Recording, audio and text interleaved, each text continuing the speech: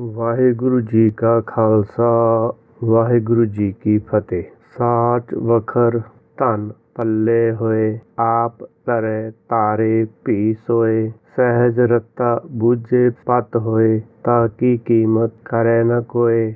ਜੈ ਦੇਖਾਂ ਤੈ ਰਹਿਆ ਸਮਾਏ, ਨਾਨਕ ਪਾਰ ਪਰੈ ਸੱਚ ਪਾਏ। ਸਤਿਗੁਰ ਜੀ ਜੋਗੀਆਂ ਨੂੰ ਆਖ ਰਹੇ ਹਨ ਕਿ ਜਿਸ ਆਦਮੀ ਦੇ ਪੱਲੇ ਸੱਚ ਧਨ ਸੱਚਾ ਗਿਆਨ ਹੋਵੇਗਾ, ਉਹ ਆਦਮੀ ਖੁਦ ਆਪ ਤਾਂ ਇਸ ਭਵ ਸਾਗਰ ਤੋਂ ਤਰਿਆ ਹੀ ਹੁੰਦਾ ਹੈ, ਉਹ ਦੂਸਰਿਆਂ ਨੂੰ ਵੀ ਤਾਰਨਹਾਰ ਹੁੰਦਾ ਹੈ, ਭਾਵ ਉਹਨਾਂ ਨੂੰ ਵੀ ਤਰਨ ਵਿੱਚ ਹੈਲਪ ਕਰ ਸਕਦਾ ਹੈ। ਉਹ ਆਦਮੀ ਸਹਿਜ ਅਵਸਥਾ ਭਾਵ ਅਡੋਲ ਅਵਸਥਾ ਵਿੱਚ ਪਰਮੇਸ਼ਰ ਭਾਵ ਸੱਚ ਨੂੰ ਬੁੱਝ ਕੇ ਪਰਮੇਸ਼ਰ ਵਰਗਾ ਬਣ ਜਾਂਦਾ ਹੈ। ਉਸਦੇ ਗਿਆਨ ਦੀ ਗੰਭੀਰਤਾ ਦੀ ਥਾਂ ਕੋਈ ਨਹੀਂ ਦੱਸ ਸਕਦਾ। ਮੰਨੇ ਕੀ ਗਤੀ ਕਹੀ ਨਾ ਜਾਏ। ਉਸਦੀ ਦ੍ਰਿਸ਼ਟੀ ਸਰਵਵਿਆਪੀ ਪਰਮੇਸ਼ਰ ਨਾਲ ਜੁੜੀ ਰਹਿੰਦੀ ਹੈ। ਇਸ ਅਵਸਥਾ ਵਿੱਚ ਜੇ ਉਸ ਗੁਰਮੁਖ ਨੂੰ ਸੱਚ ਮਿੱਠਾ ਲੱਗਦਾ ਭਾਵ ਭਾਉਂਦਾ ਰਹੇ, ਤਾਂ ਉਹ ਭਵ ਸਾਗਰ ਤੋਂ ਪਾਰ ਹੀ ਹੁੰਦਾ ਹੈ। ਸਤਿਗੁਰ ਜੀ ਨੇ ਮੁਕਤੀ ਪ੍ਰਾਪਤੀ ਦੀ ਸ਼ਰਤ ਸੱਚ ਪੱਲੇ ਹੋਣ ਨਾਲ ਜੋੜੀ ਹੈ। ਗੁਰਮਤਿ ਤੋਂ ਬਿਨਾਂ ਦੁਨੀਆ ਦੀ ਕਿਸੇ ਮਤ ਕੋਲ ਇਹ ਸੌਦਾ ਸਾਚ ਵਖਰ ਨਹੀਂ ਹੈ। ਸੱਚ ਕਦੇ ਪੁਰਾਣਾ ਹੁੰਦਾ ਨਹੀਂ ਹੈ ਅਤੇ ਨਾ ਹੀ ਇਸ ਨੂੰ ਕੱਟਿਆ ਜਾ ਸਕਦਾ ਹੈ। ਸੱਚ ਪੁਰਾਣਾ ਹੋਵੇ ਨਾ ਹੀ ਸੀਤਾ ਕਦੇ ਨਾ ਪਾਟੇ।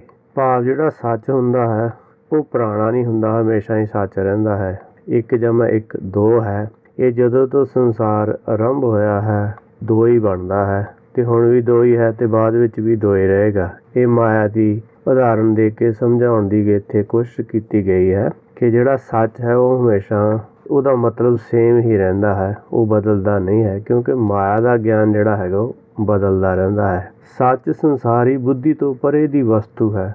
ਸੰਸਾਰ ਦੀ ਕੋਈ ਵੀ ਮੱਤ ਕਲਪਨਾ ਦੇ ਦਾਇਰੇ ਤੋਂ ਬਾਹਰ ਦੀ ਮੱਤ ਨਹੀਂ ਹੈ। ਇਹ ਸਾਰੀਆਂ ਮੱਤਾਂ ਮਨੁੱਖੀ ਦਿਮਾਗ ਦੀ ਕਾਢ ਹਨ। ਇਸੇ ਲਈ ਦੁਨੀਆ ਦੇ ਸਾਰੇ ਧਰਮ ਦਿਮਾਗ ਅਤੇ ਮਨ ਨੂੰ ਇੱਕੋ ਹੀ ਮੰਨਦੇ ਹਨ। ਇੱਥੋਂ ਤੱਕ ਇਹਨਾਂ ਮਨਮਤੀਆਂ ਵਾਲਿਆਂ ਨੇ ਦਸਮ ਦੁਆਰ ਨੂੰ ਵੀ ਤ੍ਰਿਕੁਟੀ ਨੂੰ ਹੀ ਮੰਨਿਆ ਹੋਇਆ ਹੈ। ਉਂਝ ਭਾਵੇਂ ਇਹ ਕਦੇ ਕਦੇ ਹਿਰਦੇ ਭਾਵ ਦਿਲ ਨੂੰ ਵੀ ਦਸਮ ਦੁਆਰ ਮੰਨ ਲੈਂਦੇ ਹਨ, ਜਿਸ ਤੋਂ ਇਹਨਾਂ ਦੇ ਗਿਆਨ ਭਾਵ ਮਤ ਦਾ ਵਿਰੋਧਾਭਾਸ ਸਹਿਜੇ ਹੀ ਸਾਹਮਣੇ ਆ ਜਾਂਦਾ ਹੈ। ਫਾਸਨ ਕੀ ਵਿਦ ਸਭ ਕੋ ਜਾਣੈ, ਛੂਟਨ ਕੀ ਇੱਕ ਕੋਈ। ਕਹਿ ਕਬੀਰ ਰਾਮ ਹਿਰਦੇ ਵਿਚਾਰੇ, ਸੂਤਕ ਤਿਨੇ ਨਾ ਹੋਈ। ਕਿਉਂਕਿ ਫਸਾਉਣ ਦੀਆਂ ਵਿਧੀਆਂ ਸਾਰੇ ਜਾਣਦੇ ਹਨ ਤੇ ਛੁੱਟਣ ਦੀ ਸਿਰਫ ਇੱਕੋ ਇੱਕ ਵਿਧੀ ਹੈ, ਉਹ ਹੈ ਗੁਰਬਾਣੀ ਦਾ ਉਪਦੇਸ਼। ਉਹਨੂੰ ਸੁਣ ਕੇ ਮੰਨਣਾ, ਉਹਦੇ ਅਨੁਸਾਰ ਚੱਲਣਾ, ਉਹਦੇ ਨਾਲ ਭਵ ਸਾਗਰ ਤੋਂ ਪਾਰ ਹੋਇਆ ਜਾ ਸਕਦਾ ਹੈ। ਭਗਤ ਕਬੀਰ ਜੀ ਕਹਿ ਰਹੇ ਨੇ ਰਾਮ ਹਿਰਦੇ ਵਿਚਾਰੇ। ਜਿਹੜਾ ਰਾਮ ਦਾ ਭਾਵ ਸੱਚ ਦਾ ਗਿਆਨ ਹਿਰਦੇ ਵਿੱਚ ਵਿਚਾਰਦਾ ਹੈ, ਉਹਨੂੰ ਸੂਤਕ ਨਹੀਂ ਲੱਗਦਾ, ਭਾਵ ਉਹਨੂੰ ਭਰਮ ਆਪਣੀ ਗ੍ਰਿਸ਼ਤ ਵਿੱਚ ਨਹੀਂ ਪਕੜ ਸਕਦਾ। ਇੱਥੇ ਸੂਤਕ ਦਾ ਅਰਥ ਭਰਮ ਹੈ, ਅਗਿਆਨਤਾ ਹੈ ਜਾਂ ਦੁਰਮਤ ਹੈ। ਦੁਰਮਤ ਵਾਧਾ ਸਰਪਨ ਖਾਧਾ। ਕਿਉਂਕਿ ਜਿਹੜਾ ਜੀਵ ਹੈ ਦੁਰਮਤ ਭਾਵ ਅਗਿਆਨਤਾ ਵਾਲਾ ਗਿਆਨ ਲੈ ਕੇ ਆਪਣੇ ਆਪ ਨੂੰ ਇਹਨੇ ਬੰਨ੍ਹ ਲਿਆ ਹੈ, ਤੇ ਜਿਹੜੀ ਮਾਇਆ ਦਾ ਗਿਆਨ ਹੈ ਅਗਿਆਨਤਾ ਹੈ ਇਹਨੂੰ ਖਾ ਰਹੀ ਹੈ। ਇਸ ਕਰਕੇ ਜਿਹੜਾ ਹਿਰਦੇ ਵਿੱਚ ਸ਼ਬਦ ਦੀ ਵਿਚਾਰ ਕਰੂਗਾ ਉਹ ਇੱਥੋਂ ਛੁੱਟ ਸਕਦਾ ਹੈ ਸੱਚ ਦਾ ਗਿਆਨ ਲੈ ਕੇ। ਦੁਨੀਆ ਦੀ ਕੋਈ ਮਤ ਅਜਿਹੀ ਨਹੀਂ ਹੈ ਜਿਹੜੀ ਸੱਚ ਦੀ ਕਸਵੱਟੀ ਭਾਵ ਤਰਕਸ਼ੀਲਤਾ ਤੇ ਖਰੀ ਉਤਰਦੀ ਹੋਵੇ। ਅਨੇਕਾਂ ਸਵਾਲਾਂ ਦੇ ਜਵਾਬ ਉਹਨਾਂ ਮੱਤਾਂ ਕੋਲ ਨਹੀਂ ਹਨ। ਫਿਰ ਅਜਿਹੀਆਂ ਮੱਤਾਂ ਦੇ ਧਾਰਨੀਆਂ ਦੇ ਪੱਲੇ ਸੱਚ ਕਿਵੇਂ ਹੋ ਸਕਦਾ ਹੈ? ਇਹ ਸਵਾਲ ਸਤਿਗੁਰ ਜੀ ਨੇ ਜੋਗੀਆਂ ਅੱਗੇ ਰੱਖਿਆ ਹੈ। ਸਤਿਗੁਰ ਜੀ ਜਾਣਦੇ ਸਨ ਜਿਤਨਾ ਝੂਠ ਅਖੌਤੀ ਧਰਮਾਂ ਦੇ ਧਾਰਨੀਆਂ ਕੋਲ ਹੈ, ਉਤਨਾ ਤਾਂ ਸੰਸਾਰੀ ਕੰਮਕਾਜ ਵਿੱਚ ਰੁੱਝੇ ਹੋਏ ਭੋਲੇ ਭਾਲੇ ਲੋਕਾਂ ਕੋਲ ਵੀ ਨਹੀਂ ਹੁੰਦਾ, ਜਿਹੜੇ ਕਿ ਆਪਣੀ ਅਗਿਆਨਤਾ ਵਾਸਤੇ ਇਹਨਾਂ ਦੇ ਝੂਠ ਨੂੰ ਪਛਾਣਨ ਵਿੱਚ ਅਸਮਰਥ ਹੁੰਦੇ ਹਨ ਅਤੇ ਇਹਨਾਂ ਝੂਠੇ ਲੋਕਾਂ ਨੂੰ ਆਪਣਾ ਰਹਿਬਰ ਗੁਰੂ ਪੀਰ ਮੰਨਦੇ ਹੁੰਦੇ ਹਨ। ਸੱਚ ਤਾਂ ਉਸੇ ਧਰਮ ਕੋਲੋਂ ਪ੍ਰਾਪਤ ਹੋ ਸਕਦਾ ਹੈ ਜਿਸ ਦੇ ਧਰਮ ਗ੍ਰੰਥ ਜਾਂ ਧਰਮ ਦੇ ਮੋਢੀ ਸੱਚ ਦਾ ਉਪਦੇਸ਼ ਦੇ ਸਕਣ ਦੀ ਸਮਰੱਥਾ ਰੱਖਦੇ ਹੋਣ। ਗੁਰਬਾਣੀ ਤੋਂ ਬਿਨਾਂ ਅੱਜ ਸੰਸਾਰ ਵਿੱਚ ਕਿਤੇ ਵੀ ਸੱਚੇ ਉਪਦੇਸ਼ ਦੀ ਗੱਲ ਹੋਵੇ, ਅਜਿਹਾ ਗੁਰਬਾਣੀ ਤਾਂ ਪਹਿਲਾਂ ਹੀ ਨਹੀਂ ਮੰਨਦੀ।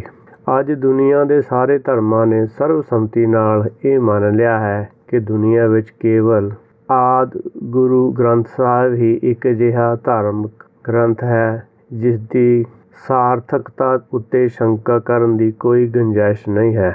ਦੂਸਰੇ ਲਫ਼ਜ਼ਾਂ ਵਿੱਚ ਅੱਜ ਦੁਨੀਆ ਦੇ ਸਾਰੇ ਧਾਰਮਿਕ ਲੋਕ ਗੁਰਬਾਣੀ ਨੂੰ ਸੱਚੀ ਬਾਣੀ ਮੰਨਦੇ ਹਨ। ਇਸ ਲਈ ਅੱਜ ਦੇ ਕਿਸੇ ਵਿਅਕਤੀ ਨੂੰ ਸੱਚ ਜਾਣਨ ਦੀ ਲੋੜ ਹੋਵੇ ਤਾਂ ਉਹ ਗੁਰਬਾਣੀ ਵਿੱਚੋਂ ਆਪ ਖੋਜ ਭਾਵ ਆਪਣੇ ਆਪ ਨੂੰ ਸਮਝ ਕੇ ਆਪਣੇ ਆਪੇ ਦਾ ਭਾਵ ਆਤਮਾ ਦਾ ਗਿਆਨ ਪ੍ਰਾਪਤ ਕਰ ਸਕਦਾ ਹੈ। ਜਿਸ ਸੱਚ ਦੀ ਪ੍ਰਾਪਤੀ ਤੋਂ ਬਾਅਦ ਉਹ ਆਦਮੀ ਜੀਵਨ ਮੁਕਤ ਅਵਸਥਾ ਪ੍ਰਾਪਤ ਕਰ ਲਵੇਗਾ। ਜੇ ਕਿਸੇ ਨੂੰ ਇਸ ਗੱਲ ਉੱਤੇ ਸ਼ੰਕਾ ਹੋਵੇ ਤਾਂ ਉਹ ਆਪਣਾ ਕਮੈਂਟ ਛੱਡ ਸਕਦਾ ਹੈ। ਸੋ ਸ਼ਬਦ ਕਾ ਕਹਾ ਵਾਸ ਕਥੀਅਲੇ ਜਿਤ ਤਰੀਐ ਭਾਵ ਜਲ ਸੰਸਾਰੋ ਤ੍ਰੈ ਸਤ ਅੰਗਲ ਵਾਈ ਕਹੀਐ ਤਿਸ ਕਹੋ ਕਵਨ ਆਧਾਰੋ ਬੋਲੇ ਖੇਲੇ ਅਸਤਰ ਹੋਵੈ ਕਿਉ ਕਰ ਅਲਖ ਲਿਖਾਏ ਸੁਣ ਸੁਆਮੀ ਸਚ ਨਾਨਕ ਪ੍ਰਣਵੈ ਆਪਣੇ ਮਨ ਸਮਝਾਏ ਗੁਰਮੁਖ ਸ਼ਬਦ ਸੱਚੇ ਲਿਵ ਲਾਗੇ ਕਰ ਨਦਰੀ ਮੇਲ ਮਿਲਾਏ ਆਪੇ ਦਾਨਾ ਆਪੇ ਬੀਨਾ ਪੂਰੇ ਭਾਗ ਸਮਾਏ। ਸਤਿਗੁਰੂ ਜੀ ਕੋਲੋਂ ਜੋਗੀ ਸ਼ਬਦ ਦੇ ਪੈਦਾ ਹੋਣ ਭਾਵ ਉਪਜਣ ਦੇ ਸਥਾਨ ਬਾਰੇ ਜੋਗੀ ਪੁੱਛ ਰਹੇ ਹਨ। ਜੋਗੀ ਜਿਹੜਾ ਸ਼ਬਦ ਸਮਾਧੀ ਵੇਲੇ ਸੁਣਿਆ ਕਰਦੇ ਸੀ, ਭਾਵੇਂ ਉਹ ਪੈਦਾ ਤਾਂ ਸਰੀਰ ਦੇ ਅੰਦਰ ਹੀ ਹੁੰਦਾ ਰਹਿੰਦਾ ਸੀ, ਪਰ ਉਸਦਾ ਕੋਈ ਨਿਸ਼ਚਿਤ ਸਥਾਨ ਜੋਗੀਆਂ ਨੂੰ ਸਮਝ ਨਹੀਂ ਸੀ ਆ ਰਿਹਾ। ਉਸਦਾ ਕਾਰਨ ਇਹ ਸੀ ਕਿ ਮਨੁੱਖਾ ਸਰੀਰ ਅੰਦਰ ਅਲੱਗ-ਅਲੱਗ ਜਗ੍ਹਾ ਤੋਂ ਅਲੱਗ-ਅਲੱਗ ਕਿਸਮ ਦੀਆਂ ਧੁਨੀਆਂ ਉਪਜਦੀਆਂ ਰਹਿੰਦੀਆਂ ਹਨ। ਉਹਨਾਂ ਦੇ ਪੈਦਾ ਹੋਣ ਦਾ ਕੋਈ ਨਿਸ਼ਚਿਤ ਸਥਾਨ ਨਹੀਂ ਹੁੰਦਾ। ਧਰਮ ਦੀ ਦੁਨੀਆ ਵਿੱਚ ਆਕਾਸ਼ਬਾਣੀ ਹੋਣ ਦਾ ਜ਼ਿਕਰ ਆਮ ਗ੍ਰੰਥਾਂ ਵਿੱਚ ਆਉਂਦਾ ਹੈ। ਆਮ ਲੋਕ ਮਨਮਤੀਆਂ ਦੀ ਧਾਰਨਾ ਇਹੀ ਰਹੀ ਹੈ ਕਿ ਆਕਾਸ਼ਬਾਣੀ ਕਿਤੋਂ ਬਾਹਰੋਂ ਹੋਇਆ ਕਰਦੀ ਹੈ, ਜਿਸ ਦਾ ਕਿ ਗੁਰਮਤਿ ਖੰਡਨ ਕਰਦੀ ਹੈ। ਜਿਹੜੇ ਲੋਕ ਪਰਮੇਸ਼ਰ ਨੂੰ ਕਿਤੇ ਦੂਰ ਅਰਸ਼ਾਂ ਵਿੱਚ ਰਹਿੰਦਾ ਮੰਨਦੇ ਹਨ, ਉਹਨਾਂ ਦੇ ਖਿਆਲ ਅਨੁਸਾਰ ਤਾਂ ਆਵਾਜ਼ ਭਾਵ ਆਕਾਸ਼ਬਾਣੀ ਬਾਹਰੀ ਆਕਾਸ਼ ਵਿੱਚੋਂ ਹੀ ਹੁੰਦੀ ਮੰਨੀ ਜਾਣੀ ਸੁਭਾਵਿਕ ਹੈ। ਇਹ ਤੇ ਜੋਗੀਆਂ ਵੱਲੋਂ ਪੁੱਛਿਆ ਗੋਲ-ਮੋਲ ਸਵਾਲ ਆਕਾਸ਼ਬਾਣੀ ਜਾਂ ਸ਼ਬਦ ਦੇ ਸਥਾਨ ਬਾਰੇ ਹੀ ਪੁੱਛਿਆ ਲੱਗਦਾ ਹੈ। ਜੋਗੀਆਂ ਦਾ ਪਹਿਲਾ ਸਵਾਲ ਇਹ ਹੈ ਕਿ ਜਿਸ ਸ਼ਬਦ ਨਾਲ ਤੁਸੀਂ ਇਸ ਸੰਸਾਰ ਨੂੰ ਤਰ ਜਾਣ ਦੀ ਗੱਲ ਕਰਦੇ ਹੋ, ਉਹ ਕਿਹੜੀ ਜਗ੍ਹਾ ਵਸਦਾ ਹੈ। ਦੂਜੀ ਗੱਲ ਇਹ ਪੁੱਛ ਰਹੇ ਹਨ ਕਿ 7+3 ਭਾਵ 10 ਉਂਗਲ ਵਾਜੂ ਜੋ ਸਰੀਰ ਵਿੱਚ ਚੱਲਦੀ ਰਹਿੰਦੀ ਹੈ, ਉਸ ਦਾ ਆਧਾਰ ਕੀ ਹੈ, ਭਾਵ ਉਸ ਨੂੰ ਕੌਣ ਖਿੱਚਦਾ ਅਤੇ ਛੱਡਦਾ ਰਹਿੰਦਾ ਹੈ। ਜਦੋਂ ਕਿ ਆਦਮੀ ਸੌਂ ਜਾਣ ਉਪਰੰਤ ਵੀ ਸਰੀਰ ਦਾ ਸਵਾਸ ਚੱਲਦਾ ਰਹਿੰਦਾ ਹੈ, ਜਦ ਕਿ ਆਦਮੀ ਦੇ ਸੌਂ ਜਾਣ ਉਪਰੰਤ ਵੀ ਸਰੀਰ ਦਾ ਸਵਾਸ ਚੱਲਦਾ ਰਹਿੰਦਾ ਹੈ। ਇਸੇ ਹਵਾ ਭਾਵ ਵਾਜੂ ਨਾਲ ਜੀਵ ਬੋਲਦਾ ਹੈ ਅਤੇ ਇਸੇ ਕਾਰਨ ਚੱਲਦਾ ਫਿਰਦਾ ਹੈ। ਇਹ ਮਨ ਬੋਲਦਾ ਖੇਲਦਾ ਹੋਇਆ ਅਸਤਰ ਭਾਵ ਟਿਕ ਕਿਵੇਂ ਹੋ ਸਕਦਾ ਹੈ। ਇੱਥੇ ਇਸ ਨੂੰ ਅਲੱਖ ਪਰਮੇਸ਼ਰ ਦਾ ਦਰਸ਼ਨ ਕਿਵੇਂ ਹੋ ਸਕਦਾ ਹੈ। ਪਵਨ ਪਰੋਇਓ ਸਗਲ ਆਕਾਰਾ ਭਾਵ ਕਾਸ਼ਟ ਸੰਗੇ ਨੀਰ ਧਰਨ ਕਰ ਰਾਖੇ ਏਕਤ ਕੋਇ ਨ ਕਿਸੀ ਹੀ ਸੰਗੇ। ਕਿ ਪਵਨ ਦੇ ਦੁਆਰਾ ਪਰੋਏ ਹੋਏ ਸਾਰੇ ਆਕਾਰ ਹਨ ਤੇ ਅੱਗ ਤੇ ਲੱਕੜੀ ਇਕੱਠੇ ਰੱਖੇ ਹੋਏ ਹਨ, ਭਾਵ ਅੱਗ ਲੱਕੜੀ ਨੂੰ ਸਾੜਦੀ ਨਹੀਂ ਹੈ। ਨੀਰ ਧਰਨ ਕਰ ਰਾਖੇ ਏਕਤ ਪਾਣੀ ਧਾਰਨ ਕਰਕੇ ਰੱਖਿਆ ਇੱਕ ਜਗ੍ਹਾ, ਪਰ ਅਸਲ ਵਿੱਚ ਗੱਲ ਇਹ ਹੈ ਕਿ ਕੋਈ ਵੀ ਕਿਸੇ ਦੇ ਸੰਗ ਨਹੀਂ ਹੈਗਾ। ਸਿਰਫ ਪਰਮੇਸ਼ਰ ਦੇ ਹੁਕਮ ਦੁਆਰਾ ਇਹ ਜਿਹੜੇ 5 ਤੱਤ ਹਨ ਇਹ ਇਕੱਠੇ ਹਨ। ਉਸ ਤਰ੍ਹਾਂ ਇਹ ਇਕੱਠੇ ਰਹਿ ਨਹੀਂ ਸਕਦੇ। ਇਸ ਕਰਕੇ ਇੱਥੇ ਪਵਨ ਪਰੋਏ ਜਿਹੜਾ ਆਇਆ ਕਿ ਪਵਨ ਦੇ ਪਰੋਏ ਹੋਏ ਹਨ। ਜਲ ਕੀ ਭੀਤ ਪਵਨ ਕਾ ਥੰਬਾ ਰਕਤ ਬੂੰਦ ਕਾ ਗਾਰਾ। ਕਿ ਜਲ ਦੀ ਭੀਤ ਹੈਗੀ ਆ, ਜਿਵੇਂ ਪਾਣੀ ਸਰੀਰ ਵਿੱਚ ਪਾਣੀ ਹੈ ਅਤੇ ਜਿਹੜਾ ਪਵਨ ਨੇ ਇਹਨੂੰ ਥੰਮਿਆ ਹੋਇਆ ਹੈ। ਪਵਨ ਦੇ ਆਸਰੇ ਇਹ ਜਿਹੜਾ ਖੜ੍ਹਾ ਹੈਗਾ ਅਤੇ ਜਦੋਂ ਕਿਸੇ ਵਿੱਚ ਸਾਹ ਖਤਮ ਹੋ ਜਾਂਦੇ ਤਾਂ ਉਹ ਥੱਲੇ ਡਿੱਗ ਜਾਂਦਾ ਹੈ। ਇਸ ਕਰਕੇ ਇਹ ਸੇਮ ਗੱਲ ਉਹ 310 ਉਂਗਲ ਹਵਾ ਚੱਲਦੀ ਗਈ ਸਰੀਰ ਵਿੱਚ, ਇਹ ਕਿਸ ਤਰ੍ਹਾਂ ਚੱਲਦੀ, ਇਹਦਾ ਆਧਾਰ ਕੀ ਹੈ। ਅਤੇ ਇਸੇ ਹਵਾ ਨਾਲ ਜੀਵ ਬੋਲਦਾ ਹੈ ਅਤੇ ਇਸੇ ਕਾਰਨ ਚੱਲਦਾ ਫਿਰਦਾ ਹੈ। ਇਹ ਮਨ ਬੋਲਦਾ ਖੇਲਦਾ ਹੋਇਆ ਅਸਤਰ ਭਾਵ ਟਿਕ ਕਿਵੇਂ ਸਕਦਾ ਹੈ ਅਤੇ ਇਸ ਨੂੰ ਅਲੱਖ ਪਰਮੇਸ਼ਰ ਦਾ ਦਰਸ਼ਨ ਕਿਵੇਂ ਹੋ ਸਕਦਾ ਹੈ। ਜੋਗੀਆਂ ਦੇ ਮੁਖੀ ਲੋਹਰੀਪਾ ਨੇ ਆਪਣਾ ਆਖਰੀ ਹਥਿਆਰ ਵਰਤ ਲਿਆ ਮਾਲੂਮ ਹੁੰਦਾ ਹੈ। ਜੋਗੀਆਂ ਨੇ ਗੁਰਮਤਿ ਬਾਰੇ ਜਿਹੜੀ ਭਗਤ ਬਾਣੀ ਦੇ ਰੂਪ ਵਿੱਚ ਉਸ ਸਮੇਂ ਪ੍ਰਚਾਰੀ ਜਾ ਰਹੇ ਸੀ, ਜਿਸ ਦਾ ਮੋਢੀ ਪ੍ਰਚਾਰਕ ਉਸ ਸਮੇਂ ਗੁਰੂ ਨਾਨਕ ਦੇਵ ਜੀ ਆਪ ਸਨ, ਉੱਤੇ ਹੀ ਸ਼ੰਕਾ ਪ੍ਰਗਟ ਕਰ ਦਿੱਤੀ। ਭਗਤ ਨਾਮਦੇਵ ਜੀ ਦਾ ਕਥਨ ਹੈ, ਨਾਮਾ ਕਹੇ ਤਿਲੋਚਨਾ ਮੁਖ ਤੇ ਰਾਮ ਸਵਾਲ ਹਾਥ ਪਾਉ ਕਰ ਕਾਮ ਸਭ ਚੀਤ ਨਿਰੰਜਨ ਨਾਲ। ਕਿ ਪਰਮੇਸ਼ਰ ਦੀ ਭਗਤੀ ਕਰਨ ਵਿੱਚ ਹੱਥਾਂ ਪੈਰਾਂ ਨਾਲ ਕੰਮ ਕਰਦੇ ਰਹਿਣਾ ਰੁਕਾਵਟ ਨਹੀਂ ਹੈ। ਪਰਮੇਸ਼ਰ ਨਾਲ ਤਾਂ ਆਪਣਾ ਚਿੱਤ ਜੋੜ ਕੇ ਰੱਖਣ ਦੀ ਹੀ ਲੋੜ ਹੁੰਦੀ ਹੈ। ਮਨ ਅਤੇ ਚਿੱਤ ਨੂੰ ਇੱਕ ਜਗ੍ਹਾ ਕਰਕੇ ਗੁਰ ਸ਼ਬਦ ਉਪਦੇਸ਼ ਦੀ ਵਿਚਾਰ ਕਰਦੇ ਰਹਿਣਾ ਹੱਥਾਂ ਪੈਰਾਂ ਨੂੰ ਕੰਮ ਕਰਨ ਤੋਂ ਨਹੀਂ ਰੋਕਦਾ। ਜਦ ਕਿ ਤਲੋਚਨ ਨੇ ਇਹ ਪੁੱਛਿਆ ਸੀ ਕਿ ਨਾਮਾ ਮਾਇਆ ਮੋਹਿਆ ਕਹੇ ਤਲੋਚਨ ਮੀਤ ਕਾਹੇ ਛਿਪੋ ਛਾਇਲਾ ਰਾਮ ਨਾ ਲਾਵੋ ਚੀਤ। ਭਾਵੇਂ ਭਗਤ ਤਲੋਚਨ ਦਾ ਇਹ ਸਵਾਲ ਸੰਸਾਰ ਨੂੰ ਕੋਈ ਨਵੀਂ ਗਿਆਨ ਦੀ ਕਿਰਨ ਦੇਣ ਵਾਸਤੇ ਹੀ ਕੀਤਾ ਗਿਆ ਹੋਵੇ, ਪਰ ਸਵਾਲ ਆਪਣੇ ਆਪ ਵਿੱਚ ਬਹੁਤ ਹੀ ਅਹਿਮੀਅਤ ਰੱਖਣ ਵਾਲਾ ਹੈ। ਤਲੋਚਨ ਜੀ ਤਾਂ ਖੁਦ ਆਪ ਗੁਰਮਤਿ ਦੇ ਹੀ ਧਾਰਨੀ ਸਨ। ਉਹਨਾਂ ਅੰਦਰ ਕਿਸੇ ਪ੍ਰਕਾਰ ਦੀ ਸ਼ੰਕਾ ਨਹੀਂ ਸੀ। ਉਹ ਤਾਂ ਸੰਸਾਰੀ ਲੋਕਾਂ ਦੀ ਸ਼ੰਕਾ ਨਿਵਾਰਨ ਲਈ ਹੀ ਭਗਤ ਨਾਮਦੇਵ ਜੀ ਦੇ ਮੁੱਖੋਂ ਇਸ ਸਮੱਸਿਆ ਦਾ ਸਮਾਧਾਨ ਕਰਾਉਣਾ ਚਾਹੁੰਦੇ ਹਨ। ਗੁਰਮਤਿ ਤੋਂ ਪਹਿਲਾਂ ਦੀਆਂ ਸਾਰੀਆਂ ਮੱਤਾਂ ਭਜਨ ਬੰਦਗੀ ਵੇਲੇ ਆਦਮੀ ਦਾ ਚੁੱਪ ਕਰਕੇ ਅਡੋਲ ਅਵਸਥਾ ਵਿੱਚ ਬੈਠਣਾ ਜ਼ਰੂਰੀ ਮੰਨਦੀਆਂ ਸਨ। ਪਰ ਅਸਲ ਗੱਲ ਇਹ ਹੈ ਕਿ ਭਜਨ ਬੰਦਗੀ ਲਈ ਸੰਸਾਰੀ ਮੱਤਾਂ ਦੀ ਇਹ ਸ਼ਰਤ ਫਜ਼ੂਲ ਹੈ। ਗੁਰਮਤਿ ਨੇ ਇਸ ਗੱਲ ਨੂੰ ਰੱਦ ਕਰ ਦਿੱਤਾ ਹੈ। ਉਂਝ ਤਾਂ ਭਾਰਤ ਵਿਚਲੀਆਂ ਮੱਤਾਂ ਵਾਲੇ ਸਾਰੇ ਭਗਤਾਂ ਦੀ ਬਾਣੀ ਗੁਰਮਤਿ ਨੂੰ ਸਰਵਸ਼੍ਰੇਸ਼ਟ ਮੰਨਦੇ ਸਨ, ਪਰ ਉਪਰੋਕਤ ਖਿਆਲ ਨਾਲ ਅਸਹਿਮਤੀ ਜਤਾਉਣਾ ਉਹਨਾਂ ਦੀ ਇਸ ਗੱਲੋਂ ਮਜਬੂਰੀ ਸੀ ਕਿ ਉਹ ਹੱਡ ਹਰਾਮੀ ਮੁਫਤਖੋਰ ਦਸਾਂ ਨੋਹਾਂ ਦੀ ਕਿਰਤ ਕਰਕੇ ਖਾਣ ਤੋਂ ਬਚਣਾ ਚਾਹੁੰਦੇ ਸਨ। ਉਹਨਾਂ ਨੇ ਤਾਂ ਮਖੱਟੂ ਹੋ ਕੇ ਕੰਨ ਪੜਾਏ, ਵਿਹਲੜ ਰਹਿ ਕੇ ਖਾਣ ਦੇ ਆਦੀ ਬਣ ਚੁੱਕੇ ਸਨ। ਜੇ ਉਹ ਗੁਰਮਤਿ ਦੇ ਉਪਰੋਕਤ ਕਥਨ ਨਾਲ ਸਹਿਮਤ ਹੋ ਜਾਂਦੇ ਤਾਂ ਫਿਰ ਉਹਨਾਂ ਦੀ ਸਾਰੀ ਕੀਤੀ ਕਰਾਈ ਖੂਹ ਵਿੱਚ ਪੈਣ ਵਾਲੀ ਗੱਲ ਹੀ ਸੀ। ਧਾਰਮ ਗੁਰੂ ਤਾਂ ਉਸ ਸਮੇਂ ਰੋਟੀਆਂ ਕਾਰਨ ਹੀ ਤਾਲ ਪੂਰ ਰਹੇ ਸਨ। ਆਪਣੇ ਆਪ ਉੱਤੇ ਧਰਮ ਦਾ ਠੱਪਾ ਲਵਾ ਕੇ ਆਪਣੀ ਉਦਰ ਪੂਰਤੀ ਢਿੱਡ ਭਰਨ ਤੋਂ ਅੱਗੇ ਕੋਈ ਕੁਛ ਕਰ ਹੀ ਨਹੀਂ ਰਿਹਾ ਸੀ। ਜੋਗੀਆਂ ਦੇ ਗੁਰਮਤਿ ਦੇ ਇਸ ਖਿਆਲ ਨਾਲ ਅਸਹਿਮਤ ਹੋਣਾ ਜ਼ਰੂਰੀ ਸੀ ਅਤੇ ਉਹਨਾਂ ਕੋਲ ਆਮ ਲੋਕਾਂ ਨੂੰ ਬੁੱਧੂ ਬਣਾਉਣ ਵਾਸਤੇ ਕੁਛ ਆਧਾਰ ਬਹਾਨਾ ਵੀ ਸੀ।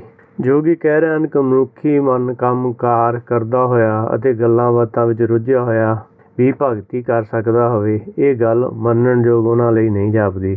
ਬੋਲੇ ਖੇਲੇ ਭਾਵ ਆਦਮੀ ਗੱਲਾਂ ਬਾਤਾਂ ਵੀ ਕਰਦਾ ਰਹੇ ਅਤੇ ਭੱਜ ਦੌੜ ਕਰਕੇ ਸੰਸਾਰੀ ਕੰਮਕਾਰ ਵਿੱਚ ਵੀ ਰੁੱਝਾ ਰਹੇ। ਇਹ ਸਭ ਕੁਝ ਕਰਦਾ ਹੋਇਆ ਉਸਦਾ ਮਨ ਅਸਥਿਰ ਅਡੋਲ ਰਹੇ, ਨਿਰਾਕਾਰ ਪਰਮੇਸ਼ਰ ਦੇ ਦਰਸ਼ਨ ਵੀ ਕਰ ਲਵੇ। ਅਜਿਹਾ ਕਿਵੇਂ ਹੋ ਸਕਦਾ ਹੈ? ਇਸ ਤਰ੍ਹਾਂ ਅਲੱਖ ਨਿਰਾਕਾਰ ਦੇ ਦਰਸ਼ਨ ਕਿਵੇਂ ਕਰ ਸਕਦਾ ਹੈ? ਉਪਰੋਕਤ ਸ਼ੰਕਾ ਦੇ ਜਵਾਬ ਵਿੱਚ ਸਤਿਗੁਰੂ ਜੀ ਆਖ ਰਹੇ ਹਨ ਕਿ ਹੇ ਸੁਆਮੀ ਜੀ, ਸੱਚ ਤਾਂ ਇਹ ਹੈ ਕਿ ਗੁਰਮੁਖ ਕੰਮਕਾਰ ਵਿੱਚ ਲੱਗਿਆ ਹੋਇਆ ਵੀ ਆਪਣੇ ਮਨ ਨੂੰ ਉਪਾਧੀ ਕਰਨ ਤੋਂ ਸਮਝਾਉਣ ਵਿੱਚ ਹੀ ਲੱਗਿਆ ਰਹਿੰਦਾ ਹੈ।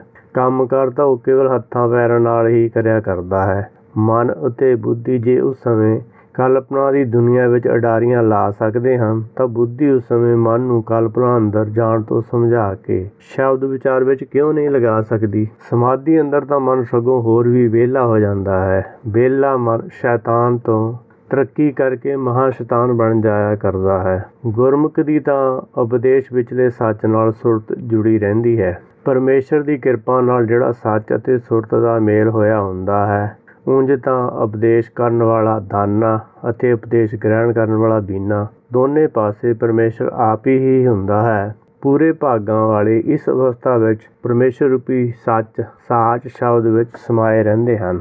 ਸੋ ਸ਼ਬਦ ਕੋ ਨਿਰੰਤਰ ਵਾਸ ਅਲਖੰਗ ਜੈ ਦੇਖਾਂ ਤੈ ਸੋਈ, ਪਵਨ ਕਾ ਵਾਸਾ ਸੁਨ ਨਿਵਾਸਾ ਅਕਲ ਕਲਾ ਧਰ ਸੋਈ, ਨਦਰ ਕਰੇ ਸ਼ਬਦ ਘਟ ਮੈਂ ਵਸੈ ਵਿੱਚੋਂ ਭਰਮ ਗਵਾਏ, ਤਨ ਮਨ ਨਿਰਮਲ ਨਿਰਮਲ ਵਾਣੀ ਨਾਮੋ ਮਨ ਵਸਾਏ, ਸ਼ਬਦ ਗੁਰੂ ਭਵ ਸਾਗਰ ਤਰੀਏ ਇਤੁਤ ਏਕੋ ਜਾਣੈ, ਚਿਹਨ ਵਨ ਨਹੀਂ ਛਾਇਆ ਮਾਇਆ ਨਾਨਕ ਸ਼ਬਦ ਪਛਾਣੈ। ਜੋਗੀਆਂ ਨੇ ਸ਼ਬਦ ਦੇ ਵਸਣ ਦੀ ਸਥਾਨ ਬਾਰੇ ਪੁੱਛਿਆ ਹੈ। ਇਸ ਪਦੇ ਵਿੱਚ ਸਭ ਤੋਂ ਪਹਿਲਾਂ ਸਤਿਗੁਰੂ ਜੀ ਸ਼ਬਦ ਬਾਰੇ ਵਿਸਥਾਰ ਨਾਲ ਜਾਣਕਾਰੀ ਦਿੰਦੇ ਹੋਏ ਆਖ ਰਹੇ ਹਨ ਕਿ ਪਰਮੇਸ਼ਰ ਦਾ ਹੁਕਮ ਸਰੂਪ ਸ਼ਬਦ ਸਰਵ ਵਿਆਪਕ ਹੈ ਅਤੇ ਉਹ ਸ਼ਬਦ ਮਨ ਬੁੱਧੀ ਦੀ ਪਕੜ ਤੋਂ ਪਰੇ ਅਲਖੰਗ ਹੈ। ਉਸ ਨੂੰ ਦੇਖਿਆ ਨਹੀਂ ਜਾ ਸਕਦਾ, ਸਮਝਿਆ ਜਾ ਸਕਦਾ ਹੈ।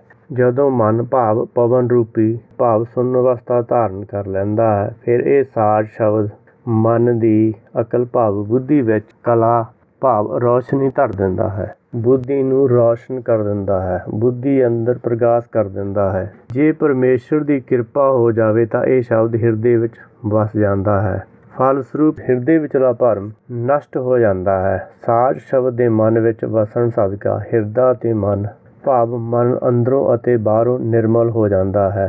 ਉਸ ਤੋਂ ਬਾਅਦ ਮਨ ਅੰਦਰੋਂ ਨਿਕਲਣ ਵਾਲੀ ਬਾਣੀ ਵੀ ਨਿਰਮਲ ਭਾਵ ਭਰਮ ਰਹਿਤ ਹੋ ਜਾਂਦੀ ਹੈ। ਤਦ ਉਪਰੰਤ ਨਾਮ ਸਰੂਪ ਪਰਮੇਸ਼ਰ ਉਸ ਮਨ ਵਿੱਚ ਆਪ ਨਿਵਾਸ ਕਰ ਲੈਂਦਾ ਹੈ। ਦੂਜੇ ਲਫ਼ਜ਼ਾਂ ਵਿੱਚ ਸਰਬਵਿਆਪੀ ਸ਼ਬਦ ਗੁਰੂ ਉਸ ਹਿਰਦੇ ਵਿੱਚ ਪ੍ਰਗਟ ਹੋ ਜਾਂਦਾ ਹੈ।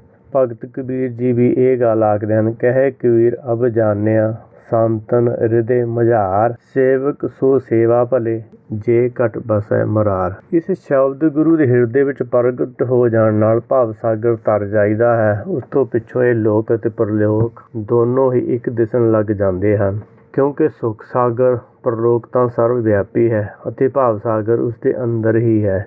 ਭਾਵ ਸਾਗਰ ਸੁਖ ਸਾਗਰ ਮਾਹੇ, ਪੀਵ ਰਹਿ ਜਲ ਨਿਖੁੱਟਤ ਨਾਹੇ। ਜਦੋਂ ਸੂਖਮ ਭਾਵ ਅਤ ਸੂਖਮ ਪਰਮ ਤੱਤ ਨਾਲ ਸੁਰਤ ਦਾ ਸੰਪਰਕ ਹੋ ਜਾਂਦਾ ਹੈ, ਤਦ ਹੀ ਸੁਖ ਸਾਗਰ ਦੀ ਸੋਝੀ ਜੀਵ ਨੂੰ ਪ੍ਰਾਪਤ ਹੁੰਦੀ ਹੈ।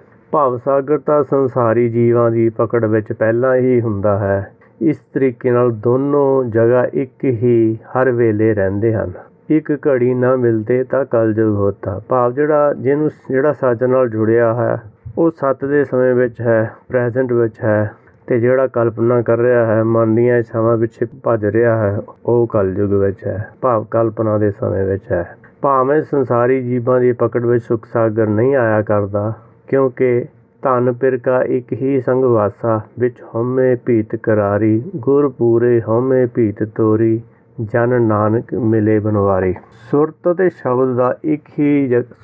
ਸ਼ਬਦ ਤਾਂ ਇੱਕੋ ਜਗ੍ਹਾ ਵਸਦੇ ਹਨ, ਪਰ ਮਨ ਦਾ ਹੰਕਾਰ ਹੀ ਦੋਹਾਂ ਵਿਚਕਾਰ ਦੀਵਾਰ ਬਣਿਆ ਰਹਿੰਦਾ ਹੈ। ਜੇ ਮਨ ਪੂਰੇ ਗੁਰੂ ਤੋਂ ਆਪਣੇ ਅਧੂਰੇ ਗਿਆਨ ਨੂੰ ਪੂਰਾ ਕਰ ਲਵੇ ਤਾਂ ਹਉਮੈ ਦੀ ਭੀਤ ਭਾਵ ਕੰਧ ਟੁੱਟ ਜਾਇਆ ਕਰਦੀ ਹੈ ਅਤੇ ਸੁਰਤ ਸ਼ਬਦ ਦਾ ਮੇਲ ਹੋ ਜਾਂਦਾ ਹੈ। ਗੁਰ ਪੂਰੇ ਕਾ ਸੁਨ ਉਪਦੇਸ਼, ਪਾਰ ਬ੍ਰਹਮ ਨਿਕਟ ਕਰ ਵੇਖ। ਭਾਵ ਗੁਰਬਾਣੀ ਦੇ ਉਪਦੇਸ਼ ਨੂੰ ਸੁਣ ਕੇ ਮੰਨ ਲਵੇ ਤਾਂ ਫਿਰ ਇਹਨੂੰ ਜਿਹੜਾ ਸੱਚ ਇਹਦੇ ਫਿਰ ਨਾਲ ਹੀ ਹੁੰਦਾ ਹੈ, ਸੱਚ ਸਰੂਪ ਹੀ ਬਣ ਜਾਂਦਾ ਹੈ। ਫਿਰ ਇਹ ਸੱਚ ਨੂੰ ਨੇੜੇ ਵੇਖਦਾ ਹੈ ਕਿ ਜਿਵੇਂ ਹੁਕਮ ਕਰਾਉਂਦਾ ਹੈ ਉਸੇ ਤਰ੍ਹਾਂ ਹੀ ਜੀਵ ਕਰਦੇ ਹਨ। ਸ਼ਬਦ ਦਾ ਸਰੂਪ ਦੱਸਦੇ ਹੋਏ ਸਤਿਗੁਰ ਜੀ ਆਖਦੇ ਹਨ, ਇਸ ਸ਼ਬਦ ਦਾ ਕੋਈ ਚਿੰਨ੍ਹ, ਵਰਣ ਜਾਂ ਮਾਇਆ ਸਰੂਪ ਨਹੀਂ ਹੁੰਦਾ। ਇਸ ਸ਼ਬਦ ਨੂੰ ਤਾਂ ਮਾਇਆ ਦੀ ਛਾਇਆ ਵੀ ਨਹੀਂ ਛੋਹ ਸਕਦੀ। ਮਾਇਆ ਦੀ ਛਾਇਆ ਤੋਂ ਕਹਿਣ ਤੋਂ ਸਤਿਗੁਰ ਜੀ ਦਾ ਭਾਵ ਇਹ ਹੈ ਕਿ ਇਹ ਸ਼ਬਦ ਹਵਾ ਦੀ ਛੋਹ ਤੋਂ ਵੀ ਪਰੇ ਹੈ। ਸੰਸਾਰ ਵਿੱਚ ਕੋਈ ਵੀ ਸ਼ਬਦ ਹਵਾ ਅਤੇ ਗਗਨ ਤੋਂ ਬਿਨਾਂ ਪੈਦਾ ਨਹੀਂ ਕੀਤਾ ਜਾ ਸਕਦਾ, ਪਰ ਇਸ ਸਾਚ ਸ਼ਬਦ ਭਾਵ ਸ਼ਬਦ ਗੁਰੂ ਵਿੱਚ ਹਵਾ ਅਤੇ ਗਗਨ ਦਾ ਕੋਈ ਦਖਲ ਨਹੀਂ ਹੈ। ਇਹ ਤਾਂ ਜਾਗਤ ਜੋਤ ਪਰਮੇਸ਼ਰ ਦਾ ਪ੍ਰਗਟ ਸਰੂਪ ਚੇਤਨ ਸ਼ਬਦ ਹੈ, ਜਦ ਕਿ ਮਾਇਆ ਦੇ ਅੰਦਰ ਪੈਦਾ ਹੋਇਆ ਹਰ ਪ੍ਰਕਾਰ ਦਾ ਸ਼ਬਦ ਜਾਂ ਧੁਨ ਜੜ ਸਰੂਪ ਮਾਇਆ ਰੂਪ ਹੀ ਹੁੰਦੇ ਹਨ। ਸਗੋਂ ਇਸ ਤੋਂ ਵੀ ਅੱਗੇ ਸ਼ਬਦ ਗੁਰੂ ਨੂੰ ਕਿਸੇ ਸੰਕੇਤ ਭਾਵ ਸਿਗਨਲ ਜਾਂ ਸਿੰਬਲ ਜਾਂ ਇਸ਼ਾਰੇ ਰਾਹੀਂ ਵੀ ਨਹੀਂ ਦੱਸਿਆ ਜਾ ਸਕਦਾ। ਇਹ ਇਸੀ ਸ਼ਬਦ ਗੁਰੂ ਦੀ ਪਹਿਚਾਣ ਹੈ। ਚਿਹਨ ਵਰਨ ਨਹੀਂ ਛਾਇਆ ਮਾਇਆ, ਨਾਨਕ ਸ਼ਬਦ ਪਛਾਣੇ। ਸਗੋਂ ਇਸ ਤੋਂ ਅੱਗੇ ਸ਼ਬਦ ਗੁਰੂ ਨੂੰ ਕਿਸੇ ਸੰਕੇਤ, ਸਿਗਨਲ ਜਾਂ ਇਸ਼ਾਰੇ ਰਾਹੀਂ ਵੀ ਨਹੀਂ ਦੱਸਿਆ ਜਾ ਸਕਦਾ। ਇਹ ਇਸੀ ਸ਼ਬਦ ਗੁਰੂ ਦੀ ਪਹਿਚਾਣ ਹੈ। ਚਿਹਨ ਵਰਨ ਨਹੀਂ ਛਾਇਆ ਮਾਇਆ, ਨਾਨਕ ਸ਼ਬਦ ਪਛਾਣੇ। ਇਸੇ ਸ਼ਬਦ ਨੂੰ ਧੁਰਕੀ ਬਾਣੀ ਵੀ ਕਿਹਾ ਗਿਆ ਹੈ। ਧੁਰਕੀ ਬਾਣੀ ਆਈ ਤਿੰਨ ਸਗਲੀ ਚਿੰਤ ਮਿਟਾਈ, ਦਿਆਲ ਪੁਰਖ ਮਿਹਰਬਾਨਾ, ਹਰਿ ਨਾਨਕ ਸੱਚ ਵਖਾਨਾ। ਵਾਹਿਗੁਰੂ ਜੀ ਕਾ ਖਾਲਸਾ, ਵਾਹਿਗੁਰੂ ਜੀ ਕੀ ਫਤਿਹ।